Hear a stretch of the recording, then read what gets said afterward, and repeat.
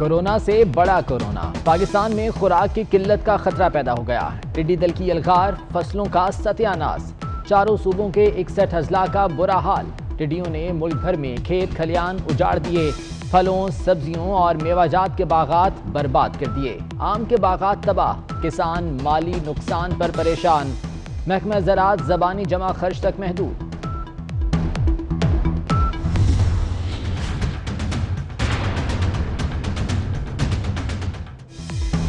افریقہ کے بجائے پاکستان ٹڈی دل کی افزائش کا سینٹر کیسے بن گیا؟ ایک سال تک ٹڈی دل کو انڈے دینے کا بھرپور موقع کیوں دیا گیا؟ حکومت ایک سال تک کیوں غافل رہی؟ اسپرے کے انتظامات اور اقدامات کیوں نہ کیے گئے؟ وہ کون ہے جس نے پاکستان کی فوڈ سیکیورٹی کو داؤ پر لگا دیا؟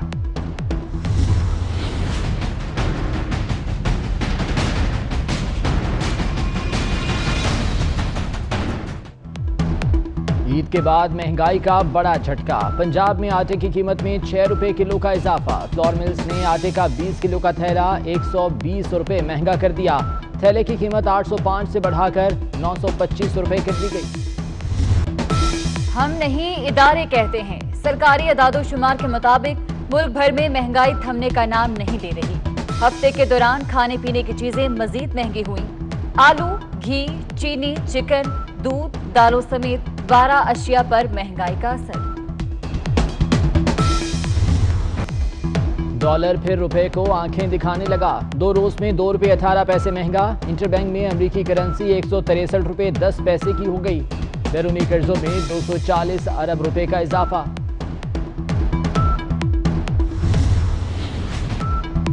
لاک ڈاؤن میں نرمی کے خوفناک نتائج، پہلی بار ایک ہی روز میں 57 اموات، جاں بحق افراد کی مجموعی تعداد 1317 ہو گئی، 24 گھنٹوں میں ریکارڈ 2636 نئے کیس، وبا سے متاثرہ افراد کی تعداد 64,000 سے تجاوز کر گئی، ہسپتال مریضوں سے بھر گئے۔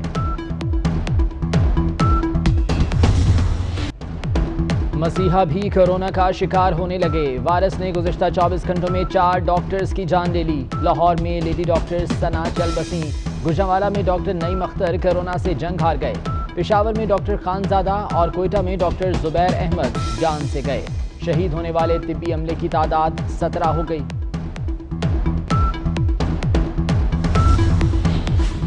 کورونا سے اموات بڑھیں گی اور کیسز میں اضافہ ہوگا، ڈاکٹر ظفر مرزا نے خطرے کی گھنٹی بجا دی، کہتے ہیں وینٹیلیٹرز پر مریضوں کی تعداد میں بھی اضافہ ہو رہا ہے۔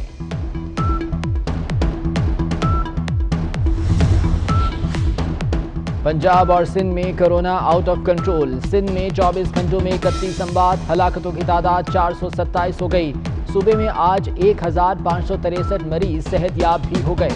پنجاب میں کورونا سے مزید 29 افراد جان سے گئے، تعداد 410 تک جا پہنچی۔ لاک ڈاؤن میں مزید نرمی ہوگی یا سختی؟ کس شعبے کو کاروبار میں مزید رعایت دی جائے؟ ایس او پیز پر کس طرح عمل درآمد کرایا جائے؟ وزیر اعظم نے قومی رابطہ کمیٹی کا اجلاس 31 مئی کو طلب کر لیا۔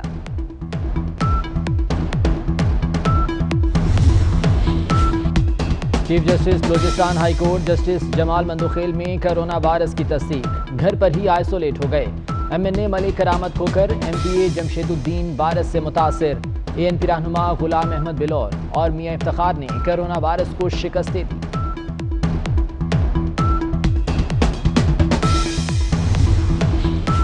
توشہ خانہ ریفرنس میں میاں نواز شریف کے وارنٹ گرفتاری جاری، آصف علی زرداری کو آج کی حاضری سے استثناء مل گیا، عدالت کا سابق صدر کو 11 جون کو ہر صورت پیش ہونے کا حکم، نئے پروسیکیوٹر کی یوسف رضا گیلانی کو گرفتار کرنے کی استدعا مسترد۔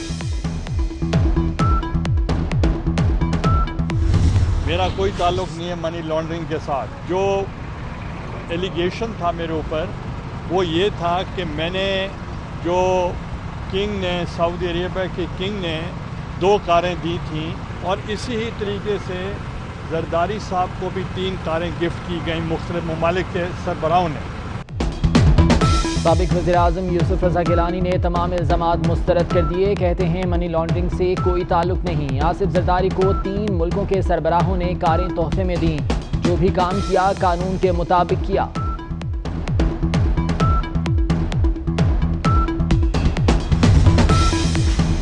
نیب لاہور نے 2 جون کو شہباز شریف کو طلب کر لیا۔ اپوزیشن لیڈر کی پیشی پر سیکیورٹی انتظامات مکمل۔ نیب کی جانب سے شہباز شریف کو سوالنامہ گزشتہ پیشی پر دیا گیا۔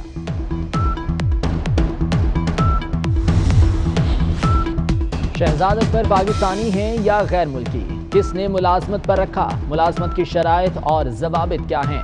شہزاد اکبر نے اپنے اور خاندان کے بارے میں کچھ ظاہر کیوں نہیں کیا؟ کیا انکم ٹیکس ریٹرن داخل کیے؟ اپنی جائیداد اور بینک اکاؤنٹس کا کیوں نہیں بتایا؟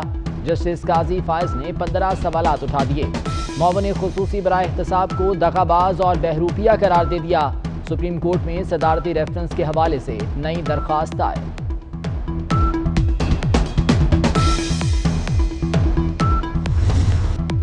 کراچی میں طیارہ حادثے کی تحقیقات جاری۔ فرانسیسی ماہرین کا چوتھے روز بھی جائے حادثہ کا دورہ۔ ہیلی کاپٹر پر فضائی چکر لگایا، کیمروں سے مناظر ریکارڈ کیے۔ طیارے کا ملبہ اٹھانے کا 80% کام مکمل۔ ملبے سے بھرے مزید 3 ٹرک ایئرپورٹ ورکشاپ منتقل۔ تباہ شدہ جہاز کا ایک انجن چھت پر موجود۔ ہر ایک سمت پیار کے دیے جلا کے چل دیا، وہ نفرتوں کی آندھیوں کا شر مٹا کے چل دیا۔ 24 نیوز کے senior director programming and current affair Syed Ansar Naqvi کی شہادت پر ہر دل غمزدہ۔ سیاسی اور سماجی شخصیات کی شہید انصار نقوی کے اہل خانہ سے تعزیت۔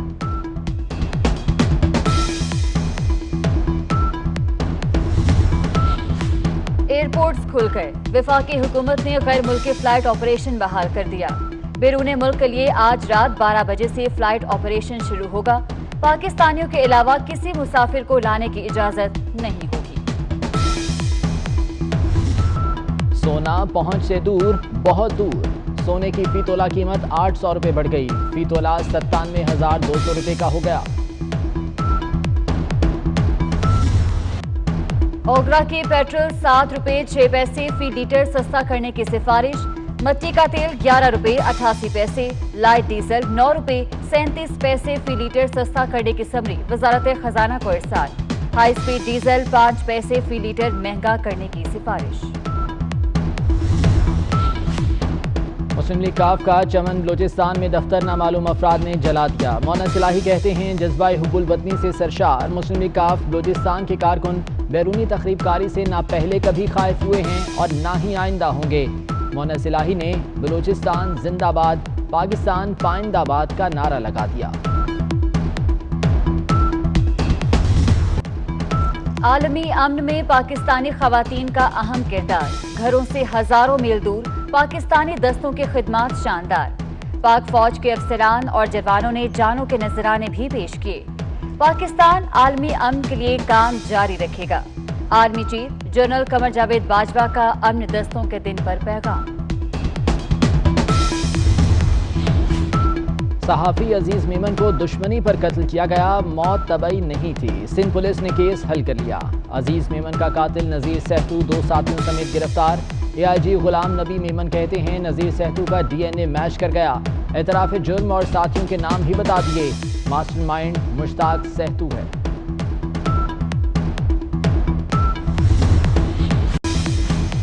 برطانیہ میں 20 سے لاک ڈاؤن میں نرمی ہوگی۔ دبئی میں آج سے پارک اور ساحل کھل گئے۔ بحرین میں 5 جون سے مساجد میں باجماعت نماز کی اجازت۔ جنوبی کوریا میں کیس بڑھنے پر سکول پھر سے بند۔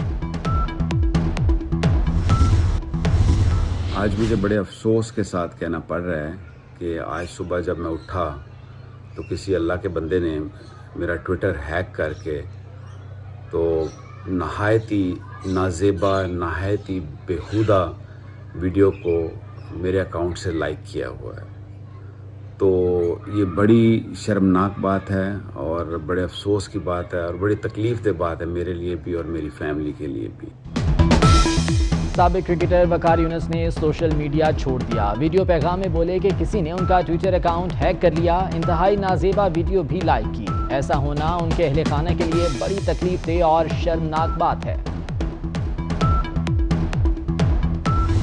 کچھ ڈیسیژنز ایسے ہوتے ہیں لائف میں جو آپ کو لینے پڑتے ہیں اور میرا خیال ہے کہ you should respect those decisions, آپ کو ڈیسیژنز کی رسپیکٹ کرنی چاہیے۔ آئی نو کہ چیزیں بہت مشکل ہو جاتی ہیں۔ میں نے جو اس علیحدگی لی تھی اس کی یہ خاص وجہ یہ تھی کہ میں تو پچھلے 2-3 سال سے پاکستان کی ٹیسٹ ٹیم کا حصہ ہی نہیں ہوں۔ اگر آپ دیکھیں تو 2017 سے لے کے 2020 تک میں ہارڈلی ایک ٹیسٹ میچ کھیلا. سو میں تو پاکستان ٹیم کا ویسے بھی ٹیسٹ کا حصہ نہیں تھا.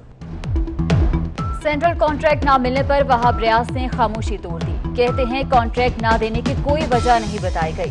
شاید پی سی بی نے مثال بنانا تھی یا پھر نوجوانوں کو موقع دینا تھا. وہاب ریاض نے گیند چمکانے کے لیے متبادل کا مطالبہ کر دیا.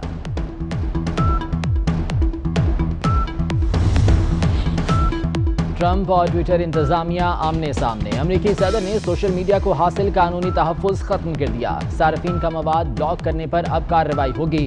ٹویٹر انتظامیہ نے ٹرمپ کے حکم نامے کو خلاف ضابطہ قرار دے دیا. ایک بار پھر وارننگ جاری.